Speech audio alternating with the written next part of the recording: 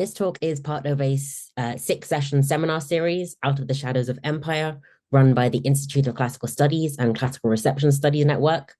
In accord with the growing attention to the discipline of classics' historic entanglement with empire, we invited scholars from around the world to speak on how writers and creators have subversively redeployed Greco-Roman culture to critique and deconstruct the colonial legacy. Today's talk is the third event, following the fantastic presentations of Patrice Rankin and Lesotho Chalker on American and South African responses to tragedy. And we continue our exploration of reimaginings of Greco-Roman material in the Global South with a focus on the Caribbean with Dr. Justine McConnell. Dr. Justine McConnell is a reader in comparative literature and classical reception at King's College London. She is the author of Black Odysseys, the Homeric Odyssey in the African Diaspora since 1939, which came out in 2013, Performing Epic or Telling Tales, which she co-authored in 2020 with Fiona McIntosh, and most recently, she continued her work on Derek Walcott with Derek Walcott and the Creation of the Classical Caribbean in 2023. She has also co-edited 4 volumes, Ancient Slavery and Abolition, From Hobbes to Hollywood, The Oxford Handbook of Greek Drama in the Americas, Ancient Greek Myth and World Fiction since 1989, and Epic Performances from the Middle Ages into the 21st century. As her publications reveal, Justine has an incredibly diverse research portfolio, ranging from the Black diaspora, the work of poet and rap artist Kay Tempest, and hip-hop and contemporary hip-hop as well. Her work on post-colonial reimaginations of Greco-Roman literature, as well as her critical engagement with theories beyond classics to think in different ways about these receptions, has been a huge inspiration to both Leo and myself, and in particular for this seminar series as a whole. We are so grateful you can be part of this seminar series, so thank you very much, Justine. Her paper today focuses on the work of Marlon James and Derek Walcott, exploring how Greco-Roman antiquity reverberates through the modern Caribbean as voices of the living and the dead, confronting the colonial entanglements of the discipline of classics and repurposing its myths and motifs. And I think I can agree with everyone here and share the fact that we cannot wait to hear it. So please, Justine. Great. Thank you very much, Leo and Daniel, for the introduction and for organising this series, and also to Valerie for all her help, and to Patrice and Lesotho for the excellent papers we've had so far. I'll try not to let the side down with this one. Okay, so I thought that I'd take the series' theme as a cue to think about the reasons why, in the writers that I'm going to focus on today, the Greco-Roman world is especially prominent in figures of the dead, in the shades, and in the shadows. Shadows, both in the sense of protecting one from the sun and in the sense of overshadowing or a dark shadow. So in that vein, I'm going to focus, as Daniel's just said, on 2 prominent Caribbean writers. One whose engagement with Greco-Roman antiquity is well known, Derek Walcott, and one whose work has been analysed less, if at all, by classicists. So that's Marlon James. So to begin, I couldn't not, could I, with this seminar series title.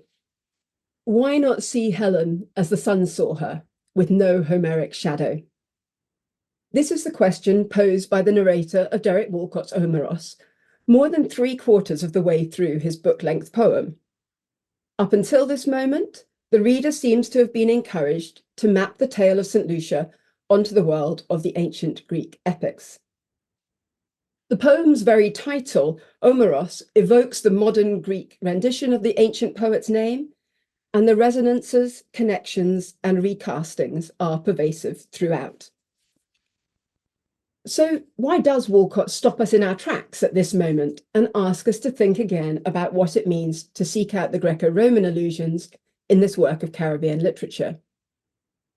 That's a question that Walcott raised time and again in his poetry, drama, and essays. Its answers illuminate not only Walcott's corpus of work, but also, more widely, artistic responses to Greco-Roman antiquity that might be broadly designated as post-colonial.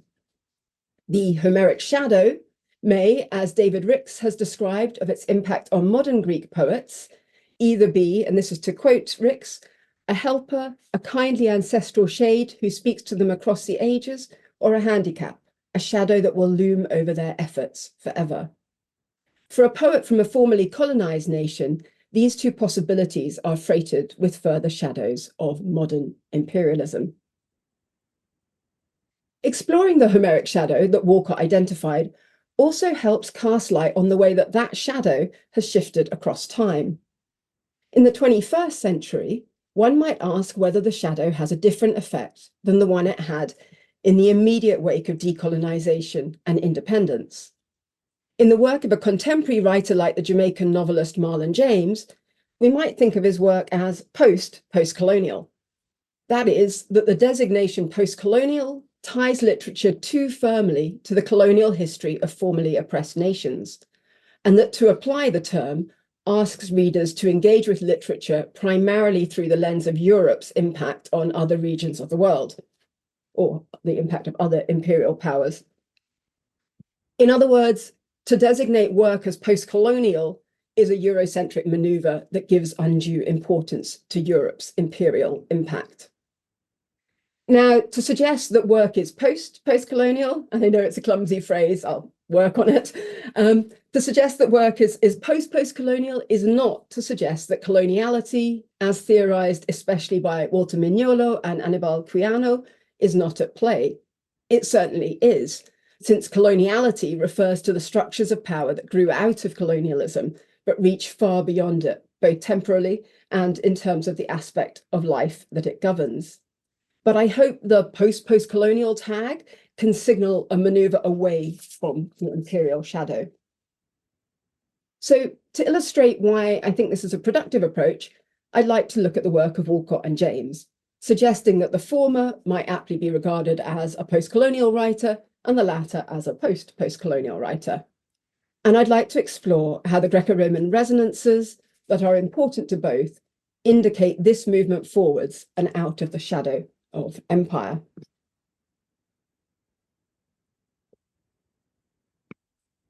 So the paper will advance chronologically from Walcott to James.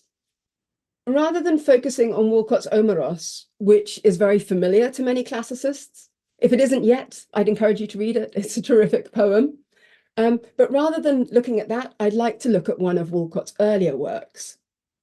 The Almond Trees is, like Omeros, in dialogue with, well, Greco-Roman literature for one, secondly, with the impact of colonialism on the Caribbean and its people, and thirdly, with other canonical literature beyond that from the ancient Mediterranean. But it hasn't received nearly as much attention as Omeros, unsurprisingly in some senses, since it's a 2-page poem rather than a 330-page one, and it's tucked away inside Walcott's collection, The Castaway, which was first published in 1965, just as nations across the Caribbean were gaining independence. For Marlon James, I'm going to focus on his 2015 novel, A Brief History of 7 Killings, which is neither brief, my hardback edition is nearly 700 pages long, nor does it only depict 7 killings. It is an astonishingly violent novel in which the bodies mount up. Greco-Roman antiquity bubbles through both The Almond Trees and A Brief History of 7 Killings, producing a range of effects, as we'll see. In both, the turn to the past offers new ways of envisioning the future. And in both, that turn to the past is, at times, embodied and voiced through figures of the dead in the Caribbean. Let's see if I can get this slide to move forward. There we go. So I've put the whole of The Almond Trees on the slide there. If you want to read through it, I'll only be quoting sections of it. So in this poem, The Almond Trees, we find a relatively early formulation of Walcott's alternative epistemology that reclaims the idea of nothingness. The trope of the Caribbean as a blank space, a place of nothingness, has a long history.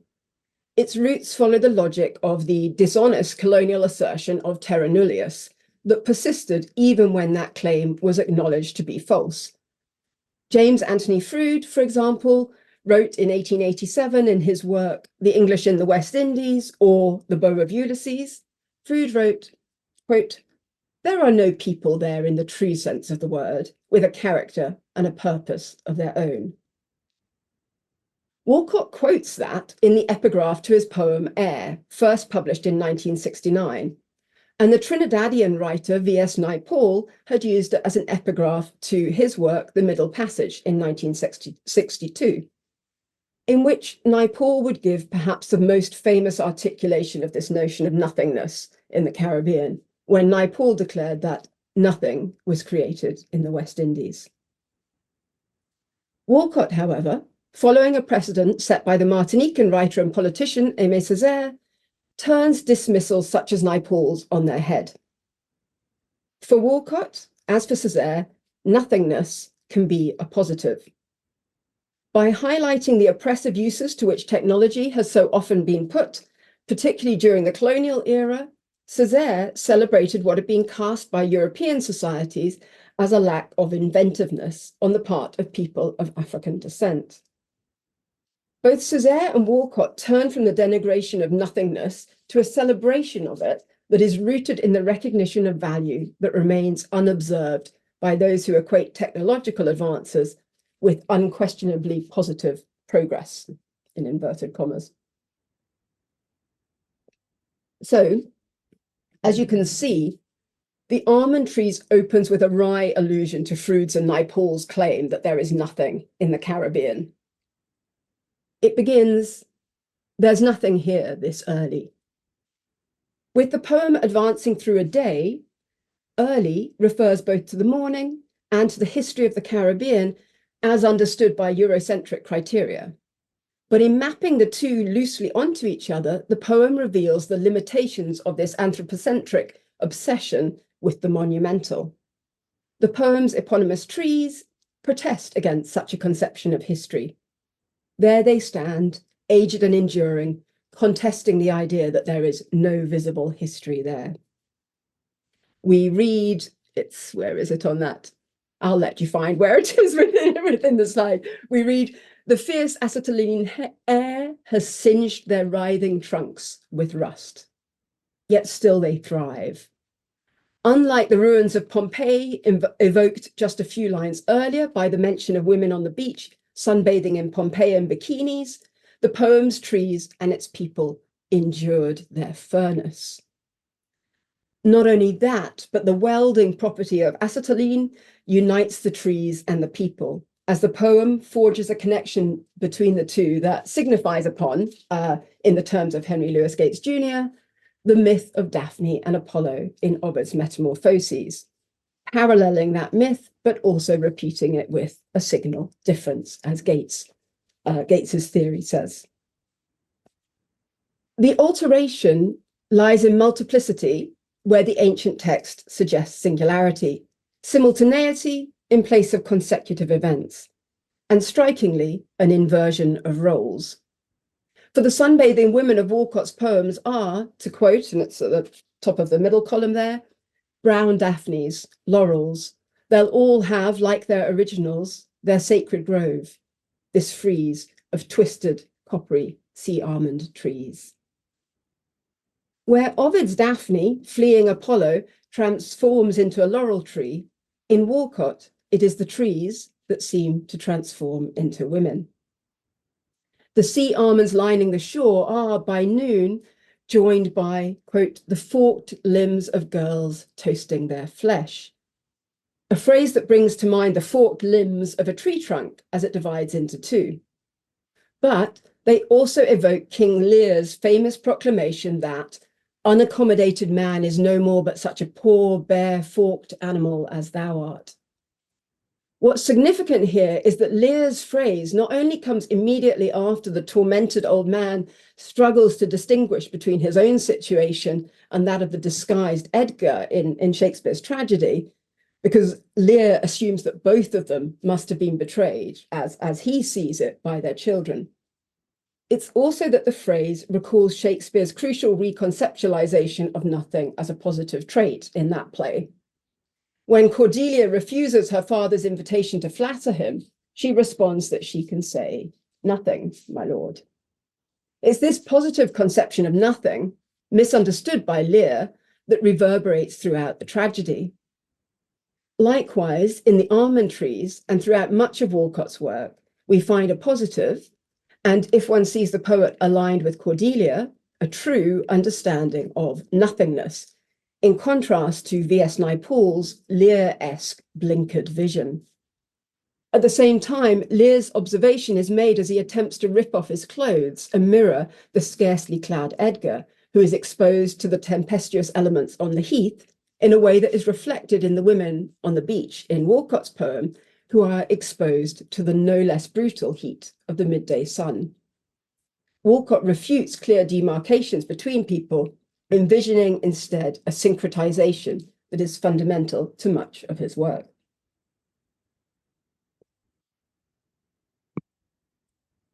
Like the sunbathing women as Daphnes, the heat that the trees have endured becomes metaphorical too, evoking the horrifying experiences of enslavement and the Middle Passage that lie at the heart of the poem, and uniting the trees with the people.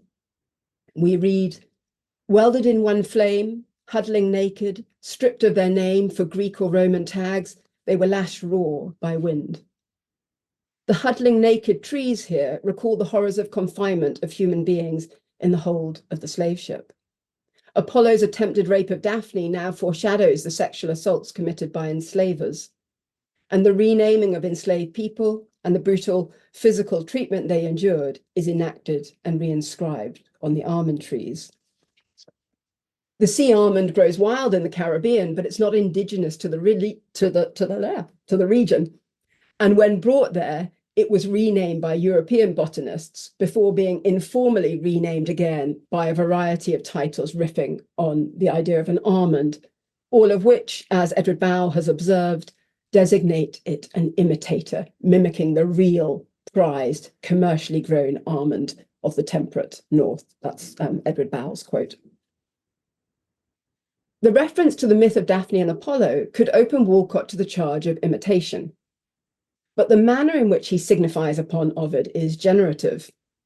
Having the faith of using the old names anew, as Walcott proposes in his essay, What the Twilight Says, Walcott refigures Daphne's desperate flight from Apollo, in which she takes root in the soil and is transformed into a laurel tree.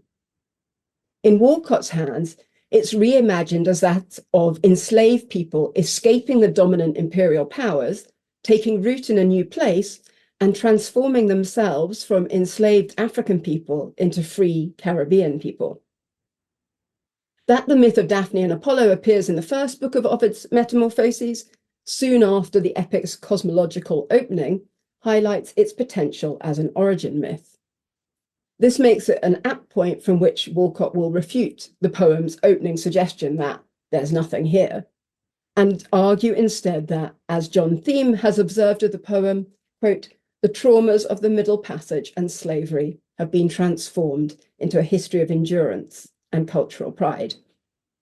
With Walcott's conception of time as one of simultaneity, that all the same does not ignore linear, hierarchical time, the welding of the trees and people means that they are both simultaneously united, as in the imagery of the slave ship, and that the trees are ancestors of the people. This notion of time is one that Walcott discussed in an essay, The Figure of Crusoe, that same year, explaining that the inspiration for the poem was found when he, and I'm quoting Walcott here, saw the figures of ancient almond trees in a grove past Rampelangus on the north coast of Trinidad as a grove of dead, transplanted, uprooted ancestors, end quote. And it's one that the final verse of the almond trees affirms, albeit with a more positive, living sense. One sunburnt body now acknowledges that past and its own metamorphosis, as, moving from the sun, she kneels to spread her wrap within the bent arms of this grove that grieves in silence like parental love. Walcott's engagement with Ovid's tale is thus refigured not only in a Caribbean setting, but to offer a different trajectory. The language of these trees, he tells us, is not like some running hamadryad's cries, but rather an enduring sound of grief. While in Ovid, the people were the ancestors of the trees, Walcott's trees are ancestors of the people, reminding us that monuments built by people and histories rooted in human achievements are not the only way to tell a tale.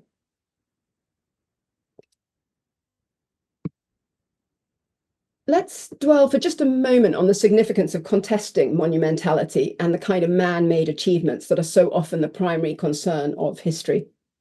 Simon Gicandi has argued in Writing in Limbo that, quote, Caribbean writers simultaneously represent colonial history as a nightmare and affirm the power of historicity in the slave community. It's this combination that helps explain why history and its more objective counterpart, historicity, have been such central concerns for Caribbean writers. The Joycean notion of history as a nightmare from which we struggle to awake, which Gicandi evoked just now, was quoted by Walcott in his 1989 talk, The Sea is History. History, Stevens said, is a nightmare from which I'm trying to awake. Or rather, Walcott fractionally misquotes it, removing Stephen, perhaps just for syntactical convenience, and more significantly, substituting a definite article where Joyce has an indefinite one. History is the nightmare from which I'm trying to awake. Writes Walcott. The effect is to proclaim history the predominant nightmare of those in the Caribbean. In his essay, The Sea is History, Walcott explained the importance of freeing oneself from the constraints of history. In his essay, he wrote, it's not there on the slide, for the artist to deliver himself from the bondage of time, which is called history, is the only way he can burst through. And the bondage of time involves language. It involves the idea of language being the tool that dominates the colonial.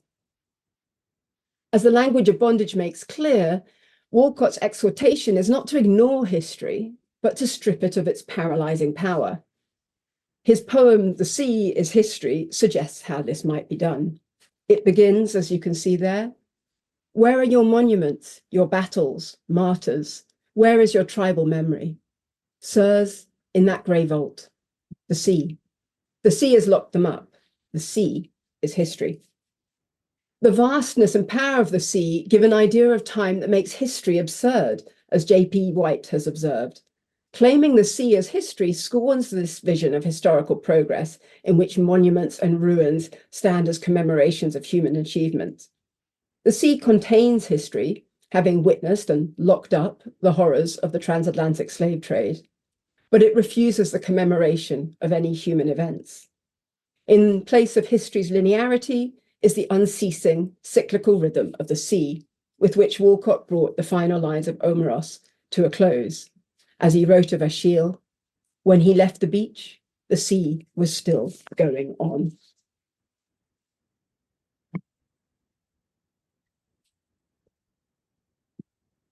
Marlon James's A Brief History of Seven Killings also demands that we question rigid understandings of time and acknowledge alternative ways of knowing. The novel opens with Sir Arthur George Jennings, a Jamaican former politician, addressing the reader. More precisely, he's telling us how he died. His is a voice from the afterlife, which both reflects on the experience of being dead and sets up the novel as a kind of murder mystery to be solved. Jennings is the reader's guide through the novel, but his role is not one of explication. Rather, he advises us how to read, alert to overlooked voices and unmapped paths. As Jennings explains, but the dead never stop talking, and sometimes the living hear. This is what I wanted to say. When you're dead, speech is nothing but tangents and detours, and there's nothing to do but stray and wander a while. Here, at the very start of the novel, is an indication of its approach and the narrative journey the reader will be asked to undertake. The idea that the dead never stop talking, and sometimes the living hear, can be understood as a poetic metaphor for classical reception. Ancient texts continue to talk to modern readers, even though we only sometimes hear what they have to say. Meanwhile, in the tangents and detours and the instruction to stray and wander a while, the Martinican writer and theorist Edward Glissant's notion of errantry is evoked. The meta-commentary that Arthur Jennings offers the reader, therefore, interweaves Greco-Roman antiquity and the Caribbean right from the start. gesturing towards the process of creolization that the novel enacts. Speaking in November 2015, Marlon James remarked that he regarded Arthur Jennings as a kind of Roman chorus or a Cassandra figure.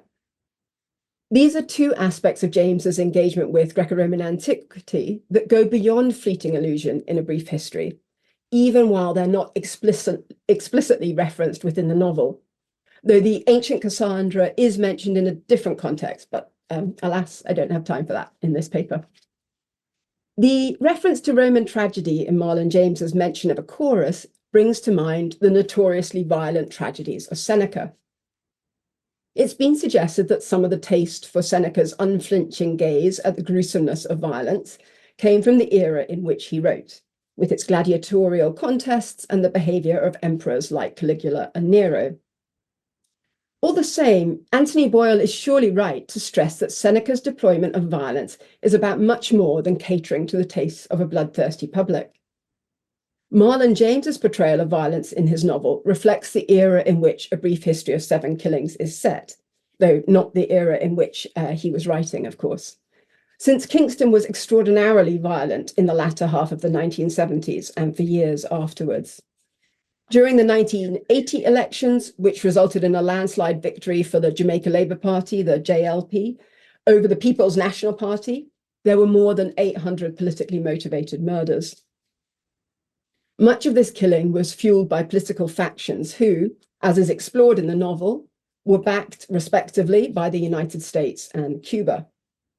In James's novel, it's the gangster Josie Wales who leads the group responsible for the attempted assassination of Bob Marley, an attempt that really did take place in 1976, right? So this novel is pivoting around a real event, but it kind of sidelines it. And Josie Wales is backed in this assassination attempt by the Jamaica Labour Party, who are themselves supported by the CIA. Marlon James's suggestion that Arthur Jennings be regarded as a kind of Roman chorus underlines a critical anomaly often applied to canonized tragedy and contemporary art. Violence is a recognized feature of tragedy, but such carnage in modern works is sometimes dismissed as gratuitous. A Brief History is a staggeringly violent work, but so too, as James has remarked, is much of Greek tragedy. Explaining that he loves Greek tragedy, James added that plays like Medea and the Oresteia are more violent, or at least as violent, as his own work. What James emphasizes with this connection validates artistic representations of violence at the same time as he highlights that critical double standard. The violence of Greek epic and tragedy are undeniable, but their canonicity seems to serve as a protective layer, so that the violence per se is seldom cause for remark. We gaze at, but also beyond the violence in an attempt to comprehend its causes and effects. With James's novel, the reader is encouraged to do something similar. The very mode of depicting deaths in A Brief History resonates with that of Greek drama, since the novel form lends itself to echoing the messenger speech, which narrates so many of the deaths in tragedy. What's more, James's conceptualization of death as an all-pervasive aspect of the novel has commonalities with what Fiona McIntosh has explored in terms of the impact of the Greek conception of death as a process on ancient tragedy. The moment of death may often take place off stage in Greek tragedy, but the process of death is pervasive and spreads, this is a quote from Fiona McIntosh, spreads like a contagion throughout each play, affecting the doomed and the survivors alike, end quote. So too, in James's novel, violence and death are dominant themes, with the interconnectedness of those who survive and those who do not, highlighting the Glissantian notion of relation that pervades the novel. Alongside these commonalities, James's depiction of tragic violence also contrasts with that in ancient Greek literature. Bearing the traces of drama's epic roots, Greek tragedy's messenger speeches convey violence and death in all their physicality and horror, but they are, nonetheless, conveyed through the voice of another, whether that be tragedy's messenger or epic's narrator. James's scenes of violence and death, on the other hand, are often related through the voice of the victim. The effect is stunning, not only because the reader is confronted with the panic, horror, and frantic grasping at hope that is part of the process of imminent violent death, but because, notwithstanding Arthur Jennings's voice having been reaching out from beyond the grave since the start of the novel, we, or I at any rate, continue to hope with the victim, imagining that if I am hearing their voice, perhaps they will escape after all. A small segment of the death scene of Bam Bam illustrates the point. Bam Bam is recruited by two of the novel's gangster dons, Papalo and Josie Wales, who I mentioned earlier, after he, Bam Bam, witnesses the very brutal rape and murder of his parents when he's just 14 years old. And he is later buried alive. I can't do justice to this in reading it out, but the audiobook version is fantastic. So let me play you that as you read it, if this works. I can't cry through the left eye. It's full with dirt. So breathing short, not deep. Ear scarce. Can't feel. New dirt dump on me. Only hear it. So dark and wet and heavy. The dirt heavy. I can't more. No. Stop. Breathe. Shot. Seal. What? Dig. Chuck. Dead, you're gone dead. You're going dead. Make me dead quick. No, live. No, dead. You're going dead. Take another breath. Don't use up the ear. Bam Bam's stream of consciousness continues for another half page as he frantically suffocates and experiences the fabled backward spin through life just before death. In his final thoughts, broken off mid-sentence as he dies, he's asking his father for a toy fire engine and sweets, and garbling the words of the children's nursery rhyme, Ring a Ring a Roses, itself, of course, with a dark history of plague and death. Through Bam Bam's narration of his own death, James denies the reader the luxury of distance and compels us to bear witness to death as a process, even for the doomed. Since Arthur Jennings is an individual, his role as a kind of Roman chorus might surprise. But in fact, as Helen Slaney has argued, most Senecan choruses invite physical interpretation by a solo performer. Slaney adds that the solo performer would be supported by vocal and instrumental accompaniment. In James's novel, the many other characters who will die over the course of the narrative and join Jennings in that still sentient afterlife, each with their distinctly different voices, might be seen to perform a similar accompanying function.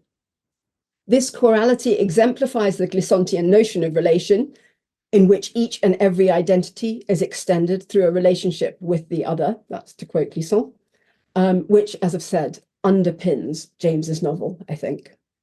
It can also be seen to invert the traditional sense of a collective chorus and an individual hero from Greek tragedy, since in A Brief History of Seven Killings, there are a vast number of tragic heroes and a single choral figure.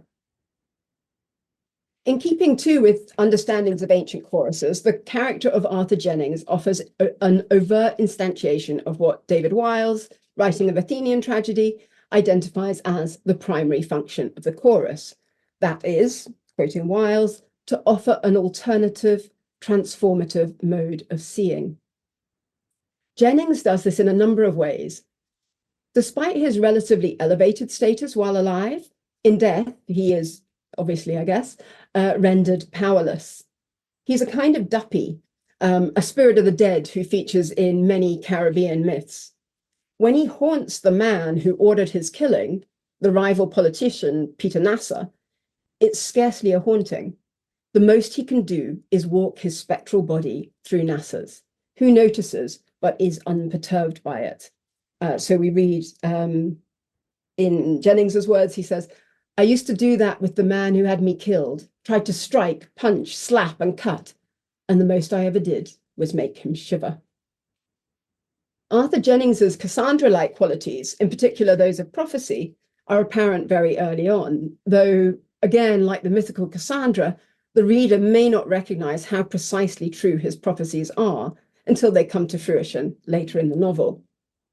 Such prophetic power is entangled with Jennings's role as a choral figure, since, as Zoe Petra has observed of Greek tragedy, the chorus often prefigure the deaths of the heroes.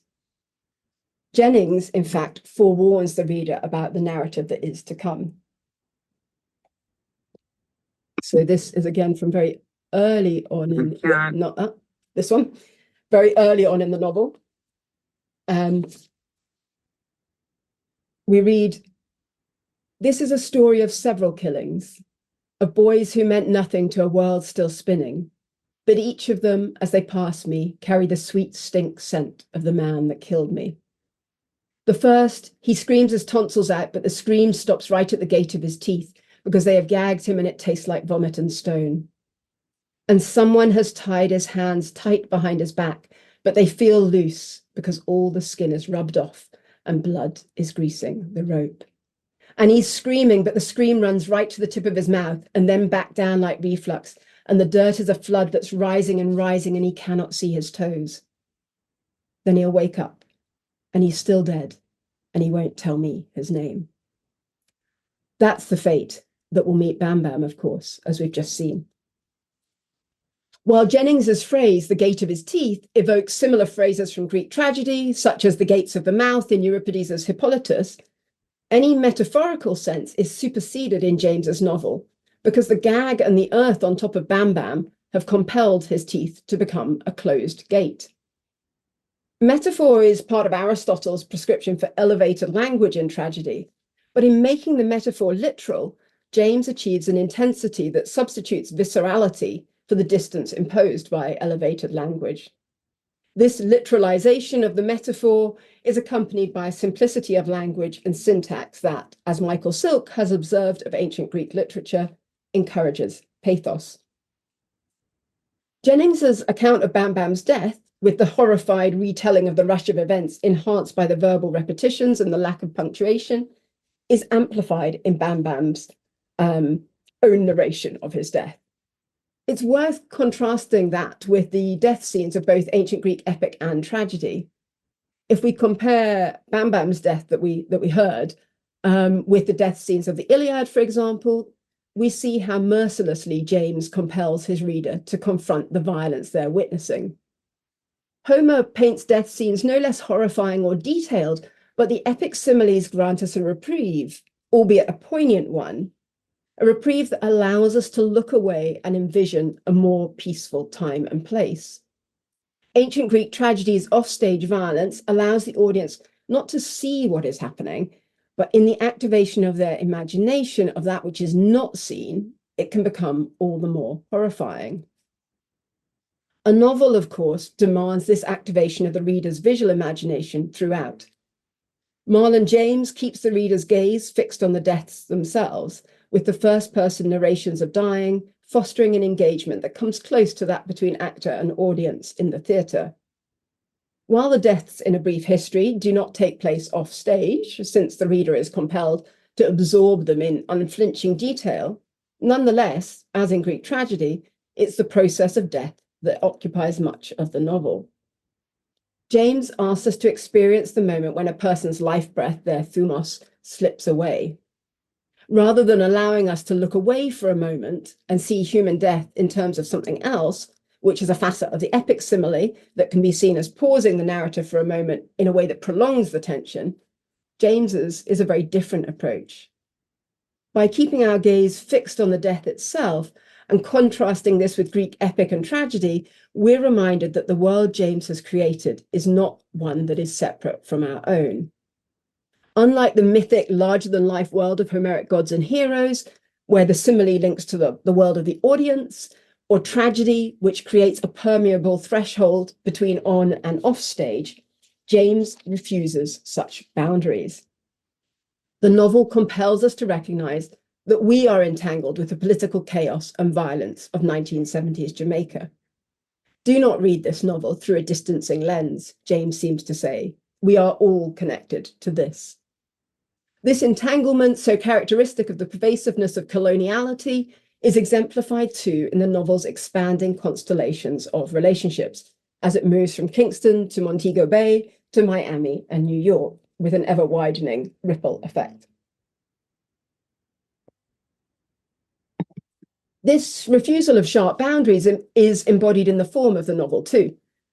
When it was awarded the Man Booker Prize in 2015, the judges deemed it a tour de force of voices and registers.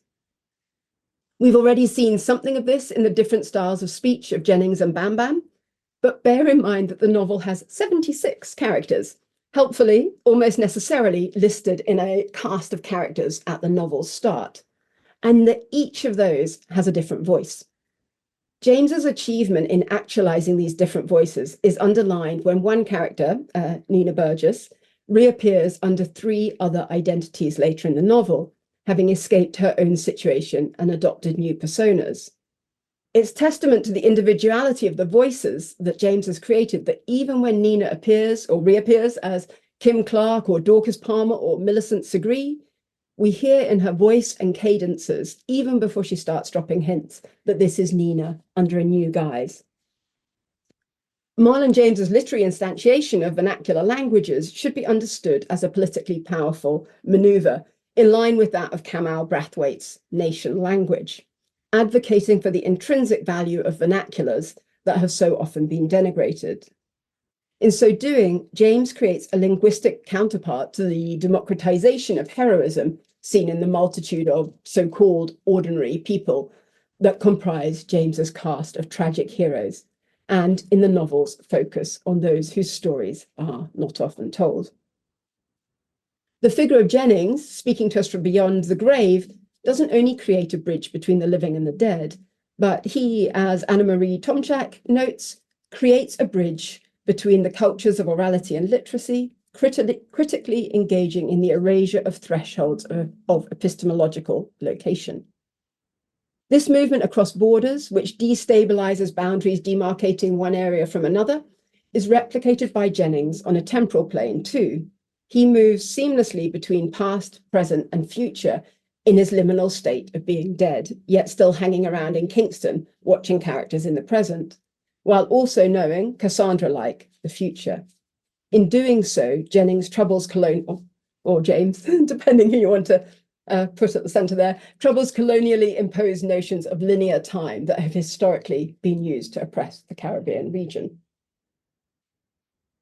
So to wrap up, 2 weeks ago in Leseko Chauke's terrific paper in this series, she quoted from Achille Mbembe's article on the power of the archive and its limits.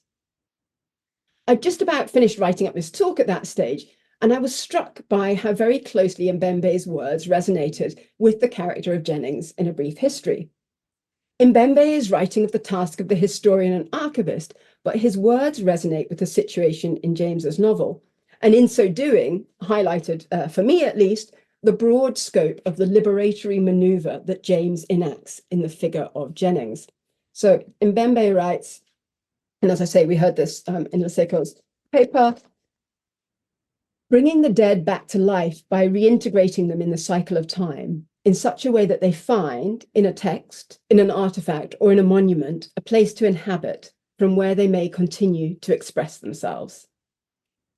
This is what we see in Jennings, the dead brought back to life, integrated into the cycle of time so that he appears to the reader just as present as the other living characters, and from where he continues to express himself.